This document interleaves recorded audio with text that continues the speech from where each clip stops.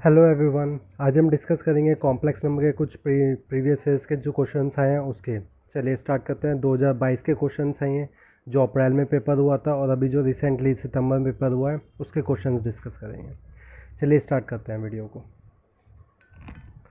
तो पहला क्वेश्चन क्या है, मुझे ये दिया हुआ है वैल्यू और उसका मुझे मोड निकालना है, राइट। चलिए स्टार्ट करते हैं क्वेश्चन को।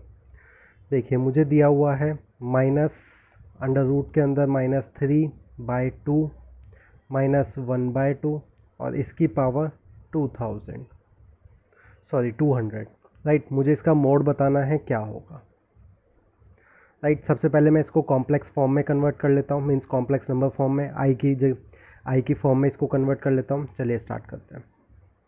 तो -√3 को मैं i√3 लिख सकता हूँ, divided by 2 -1 and this will be power 200, right. देखिए मैंने आपको एक प्रॉपर्टीज़ बताई थी कि अगर z की पावर n है उसका मोड है, तो मैं इसको ऐसे भी लिख सकता हूँ कि पहले मैं इसका मोड निकाल लूँ और फिर पावर n कर दूँ, राइट। अगर आपने प्रॉपर्टीज़ वाला वीडियो नहीं देखा है तो वीडियो ज़रूर देख लीजिए आप, काफ़ी इंपॉर्टेंट प्रॉपर्टी है ये वाली। तो सबसे पहले मैं इसका अगर मोड निकाल लूँ और फिर उसके बाद पावर करूँ, वो भी मेरा सेम ही होगा। चलिए तो सबसे पहले इसका मोड देखते हैं कितना होगा। i√3/2 -1/2, इसका मुझे मोड निकालना है। मोड निकालने का एक सिंपल तरीका, अंडर रूट जो भी दिया हुआ है उसका स्क्वायर करके लिख दीजिए। 3/4 प्लस इसका करेंगे 1/4, ये मुझे वैल्यू दे रहा है 1। अब मैं 1 की पावर 200 करूँगा तो मुझे वो 1 ही देगा, राइट। तो इस क्वेश्चन में सिर्फ इतना ही था कि आपको इस प्रॉपर्टी का याद होना चाहिए या ये प्रॉपर्टी पता होनी चाहिए, तो क्वेश्चन थोड़ा सिंप्लीफाई हो जाएगा। इसका आंसर क्या होगा, सी ऑप्शन होगा। चलिए नेक्स्ट क्वेश्चन देखते हैं। नेक्स्ट क्वेश्चन में कहा गया है what is the principal argument of 1 divided by 1 + i। Means मुझे इस कॉम्प्लेक्स नंबर का प्रिंसिपल आर्ग्यूमेंट निकालना है। चलिए स्टार्ट करते हैं। देखिए सबसे पहले मैं इसको थोड़ा सा सिंप्लीफाई कर लेता हूँ। सिंप्लीफाई कैसे किया जा सकता है, 1 + i इसके कॉन्जुगेट से मल्टीप्लाई डिवाइड करवा दीजिए, राइट। ये मेरा हो जाएगा -1 - i और नीचे 1 इसका स्क्वायर प्लस मीन्स ब्रैकेट करेंगे a + b a - b, ये हो जाएगा a² - b², यानी कि 1 i² माइनस में होगा वो मेरा +1 दे देगा। तो यहाँ से जब मैं इसको सिंप्लीफाई कर लिया, ये आ जाएगा मेरा 1 - i डिवाइडेड बाय 2। चलिए अब प्रिंसिपल आर्ग्यूमेंट का मैंने आपको तरीका बताया हुआ है कि कैसे सॉल्व करना है। अगर आपने वो नहीं पता है तो आप मेरा वीडियो देख सकते हैं, आपको पता चल जाएगा कि प्रिंसिपल आर्ग्यूमेंट कैसे निकालते हैं। चलिए देखते हैं। सबसे पहले कोई भी मुझे कॉम्प्लेक्स नंबर z = ये मेरा दिया हुआ है 1 - i 1/2 1/2। सबसे पहले हम थीटा निकालते हैं।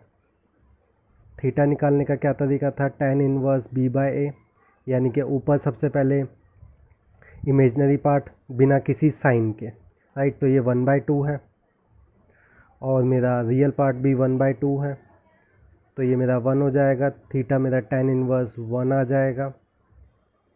tan इनवर्स 1 मेरा π/4 होता है, राइट, π/4। उसके बाद हमें क्वाड्रेंट पहचानना है, कौन से क्वाड्रेंट में है, ये मेरा फोर्थ क्वाड्रेंट में। फोर्थ क्वाड्रेंट में आर्ग्यूमेंट की वैल्यू क्या होती है, प्रिंसिपल आर्ग्यूमेंट की वैल्यू वो होती है मेरी -θ। तो यहाँ से आंसर हो जाएगा मेरा -π/4, तो बी ऑप्शन।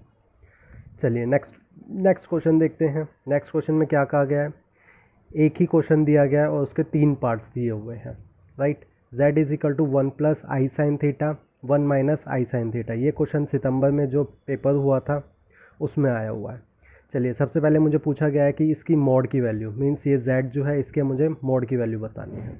तो देखिए z = 1 + i sin θ divided by 1 - i sin θ। जैसे कि आपको पता है कि एक प्रॉपर्टी होती है कि अगर कोई भी कॉम्प्लेक्स नंबर है वो z1/z2 की फॉर्म में है और मुझे इसका मोड निकालना है, तो मैं इंडिविजुअल का मोड निकाल के सिंपल उसको डिवाइड कर सकता हूँ।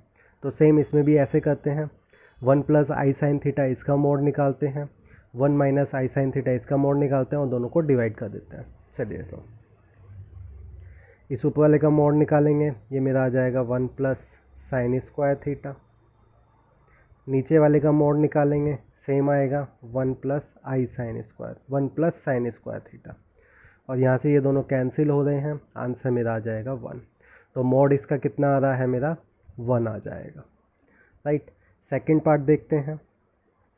सेकंड पार्ट में कहा गया है कि थीटा की कौन सी वैल्यू के लिए, मीन्स यहाँ पे जो थीटा है इसकी कौन सी वैल्यू के लिए z जो है वो मेरा प्योरली रियल है, और सी पार्ट भी सेम ही है, बस उसमें प्योरली इमेजनरी बोला गया है, राइट। तो बी और सी एक साथ हो जाएंगे, चलिए देखते हैं कैसे। 1 प्लस आई साइन थीटा, मुझे सबसे पहले इसको सिंप्लीफाई करना होगा, क्योंकि सिंप्लीफाई करके ही मैं इस क्वेश्चन को सॉल्व कर सकता हूँ। और सिंप्लीफाई करने के लिए हम क्या करते हैं, जो डिनोमिनेटर होता है उसके कॉन्जुगेट से इसको मल्टीप्लाई डिवाइड करवा देते हैं। चलिए मल्टीप्लाई डिवाइड करवा दिया मैंने। अब इसको सिंप्लीफाई करते हैं, नीचे a minus B A plus B, simple A square minus B square, i square है तो वो मुझे प्लस दे देगा, तो ये मेरा हो जाएगा 1 प्लस साइन स्क्वायर थीटा। ऊपर ए प्लस बी का फॉर्मूला लगा लेंगे, तो ए स्क्वायर प्लस आई स्क्वायर साइन स्क्वायर थीटा और प्लस 2i साइन थीटा। मुझे यहाँ से रियल और इमेजनरी वैल्यू के बारे में पता करना है कि किस थीटा की वैल्यू के लिए। तो सबसे पहले इस क्वेश्चन को थोड़ा सा रियल और इमेजनरी पार्ट्स में लिख लेते हैं। तो यहाँ से आई स्क्वायर की वैल्यू मैं -1 लिख लेता हूँ, तो ये हो जाएगा 1 minus sine square theta divided by 1 plus sine square theta, then उसके बाद plus i 2 sine theta divided by 1 plus sine square theta, right. ये मेरा इमेजनरी पार्ट, रियल पार्ट और इमेजनरी पार्ट दोनों अलग हो चुके हैं।